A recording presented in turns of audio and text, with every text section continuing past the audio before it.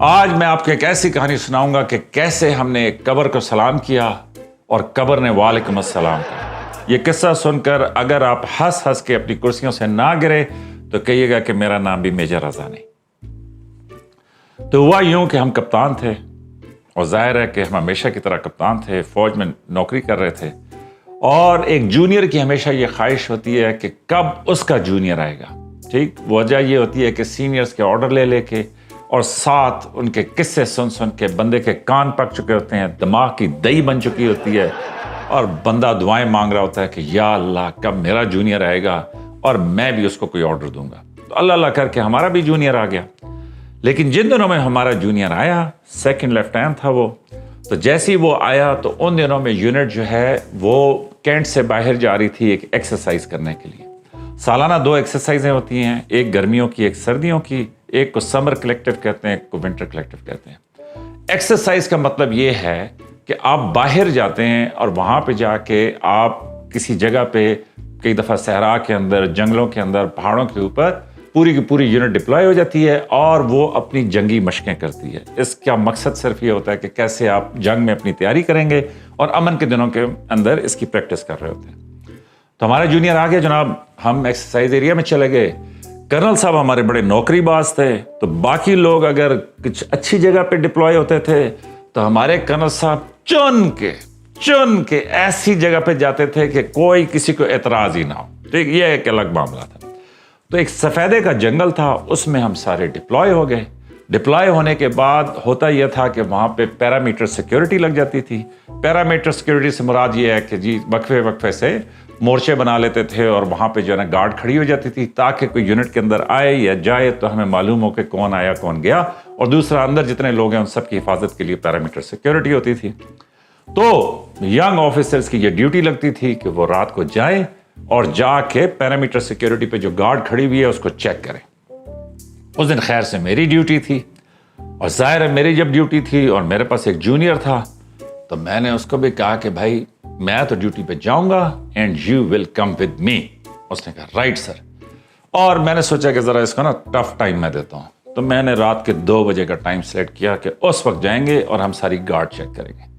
تو جناب ہم دونوں نکلے، یونیفارم پہنی ہوئی، ہیلمٹ پہنے ہوئے، اور جناب پورے بوٹ شوٹ پہن کے تو ہم وہاں سے نکلے، اور میں اس کو اپنی تقریر کیے جا رہا ہوں کہ دیکھو فوج میں ایک ڈسپلن ہوتا ہے، سروس ہوتا ہے، افسر کی ایک شان ہوتی ہے، یہ جوان ہمارے ساتھ ہیں، یہ ذمہ داری ہے، قوم ہے، وطن ہمارے ساتھ ہے۔ جو لیکچر میں نے سنے ہوئے تھے میں اوٹ پٹانگ اس کو سنایا جا رہا تھا۔ تو ہم دونوں چلتے چلتے درختوں کے بیچ میں جنگل کے اندر، رات کے 2 بجے ہلکی سی چاندنی تھی، تو جب ہم چلتے چلتے جا رہے ہیں تو مجھے دور سے اس طرح نظر آیا کہ جیسے سامنے جو ہے نا وہ ایک قبر آ رہی ہے۔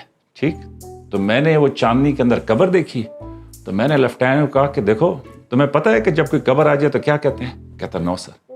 میں نے کہا یہی تمہارا مسئلہ ہے نا، دین دنیا دونوں ساتھ لے کے چلنے پڑتے ہیں۔ تو میں نے اس سے کہا کہ جب قبر آ جائے تو وہاں پہ کہتے ہیں السلام علیکم یا اہل القبور۔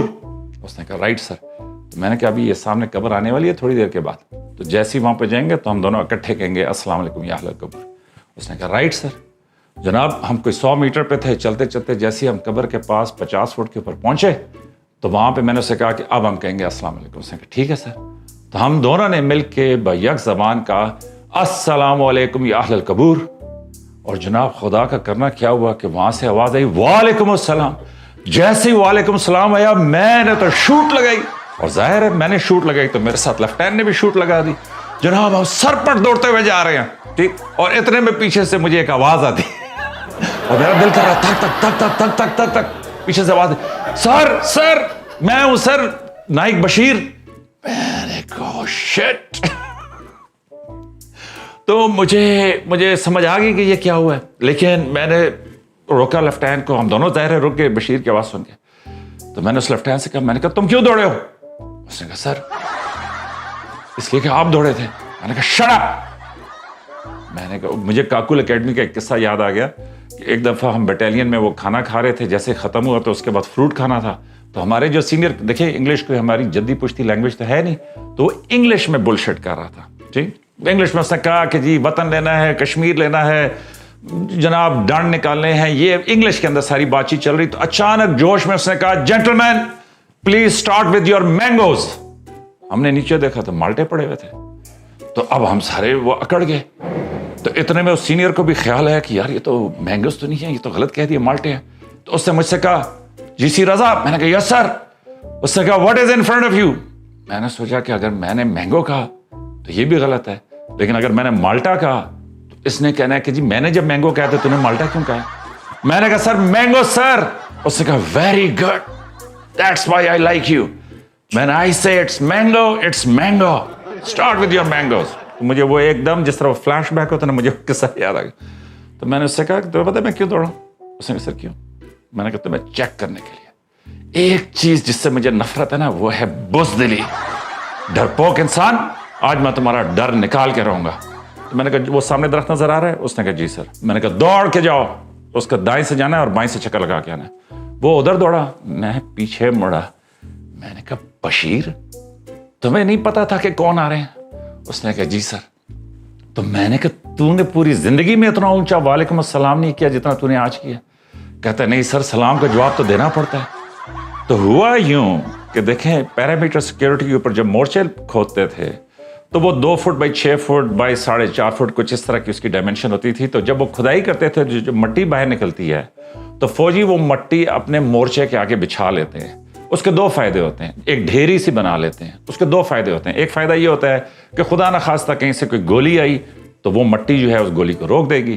دوسرا فائدہ یہ ہوتا ہے کہ اس کے اوپر آپ رائفل رکھ سکتے ہیں اور اس ڈھیری کی ٹیک سے جو ہے وہ رائفل بڑی اچھے طریقے سے ایڈجسٹ ہو جاتی ہے. تو اب یہ جو بشیر تھا کیونکہ سناٹا تھا اور ظاہر ہے کہ میں اپنے جونیئر کے سامنے تقریریں کر رہا تھا, تو میرا خیال میں بشیر نے نا ایک اچھے فوجی کی طرح کوئی 100 فٹ سے میری پوری گفتگو سنی کہ جی میں فرما رہا ہوں کہ جی السلام علیکم یا اہل القبور, ہم دونوں بیک زبان ہو کے کہیں گے. تو جیسے ہی ہم پہنچے مورچے کے پاس تو اس نے کہا چلو آج کپتان صاحب کو نا چیک کریں کہ پاکستان فوج کے فوجی ہوتے کیسے ہیں, اور وہ بھی نائک. تو میں نے کہا السلام علیکم یا اہل القبور. اس نے با واضح بلند کہا کہ وعلیکم السلام. تو ہماری تو تو بہرحال جب بھی میں یہ قصہ پھر میں نے یہ کیا کہ میں نے بشیر کو کہا کہ تو بیٹھنا نیچے, تو ذرا کر ڈڈو چال. ٹھیک, تو وہ ڈڈو چال کرنا شروع ہو گیا. خیر اس کا ہلکا پھلکا رگڑا شگڑا دیکھ کے میں نے اس کو وہ بھیج دیا. لیکن میں نے آپ سے کہا تھا کہ ایک ایسا قصہ میں آپ کو سناؤں گا جس کے بارے میں جب بھی میں سوچتا ہوں تو میں مسکرا ہٹتا ہوں. تو یہ ہے فوج کی زندگی کہ جہاں پہ بہت سارے ایسے قصے سے ملتے جلتے قصے بہت سے لوگوں کے ساتھ ہوں گے. تو مجھے آج تک اپنے دل کا وہ دھڑکنا یاد ہے. اس کے بعد لیفٹیننٹ کو تو خیر میں نے کافی لیکچر دیے اور ہم نے سارے مورچے چیک کیے. لیکن اس کے ساتھ آج میں بات کرنا چاہتا ہوں ایک بڑے اہم ٹاپک کے اوپر, اور وہ ٹاپک ہے عزم استحکام. میں ایک شہید کی ویڈیو دیکھ رہا تھا تو اس کے اندر اس کے والد صاحب یہ کہہ رہے تھے کہ دیکھیں جی پاکستان میں 3 طبقے ہیں. ایک طبقہ جو مسلسل خون چوس رہا ہے, ایک طبقہ کہ جو مسلسل اس وطن کو اس مٹی کو اپنا خون دے رہا ہے, اور تیسرا جو تماشا دیکھ رہا ہے. لیکن یہ بڑی آپ زیادتی کرتے ہیں کہ رہیں اس ملک میں, چاہیں آپ امن اور فوج کو جو ہے آپ تنقید کریں یا اس کے اوپر گالی دیں. تو برائے کرم اس رویے کو بند کریں. اگر آپ نے اپنا زور لگانا ہے تو اس طبقے کے خلاف لگائیں کہ جو پاکستان کا خون چوس رہا ہے. یہ ایک پروپیگنڈے کی یلغار ہے کہ جس میں وہ آپ کو کہہ رہے ہیں کہ نہیں جناب آپ کے سارے مسائل کی وجہ یہ فوج ہے, نہیں جناب یہ فوج سارا بجٹ کھاتی ہے, نہیں جناب یہ فوج دیکھیں 25 سال سے تو کامیاب نہیں ہوئی تو اب کہاں کامیاب ہوگی. اور یہ ساری غلطیاں وہ اس لیے بنا رہے ہیں تاکہ نہ صرف یہ کہ آپ کا فوج پہ اعتبار ختم کریں, بلکہ وہ ساتھ یہ چاہتے ہیں کہ فوج کے مرائل کو بھی ہٹ کریں. تو سنیں, فوج دہشت گرد سے لڑتی ہے اور عوام دہشت گردی سے. عزم استحکام صرف یہ ہے کہ جتنے بھی آپریشنز ابھی ہو رہے ہیں ان سب آپریشنز کو ترتیب میں لانے کے لیے ایک منظم کوشش کرنے کا نام عزم استحکام ہے. صرف جنوری 2024 سے لے کے جون 2024 تک فوج نے 22,000 آپریشنز کیے ہیں. 1,063 جو ہے دہشت گردی کے واقعات ہو چکے ہیں. 111 فوجی جوان اور افسران شہید ہو چکے ہیں اور 354 دہشت گردوں کو واصل جہنم کیا. تو دیکھیں فوج اتنے زیادہ آپریشنز بے وجہ تو نہیں کر رہی. فوج کو کوئی اپنے افسر اور جوانوں کو مروانے کا یا شہید کروانے کا شوق تو نہیں ہے. تو سوال یہ پیدا ہوتا ہے کہ آخر فوج کی ایسی کیا مجبوری ہے کہ اس نے تہیہ کیا ہوا ہے کہ جب تک وہ دہشت گردی کو آخری دہشت گرد کو انجام تک نہیں پہنچائے گی وہ چین سے نہیں بیٹھے گی.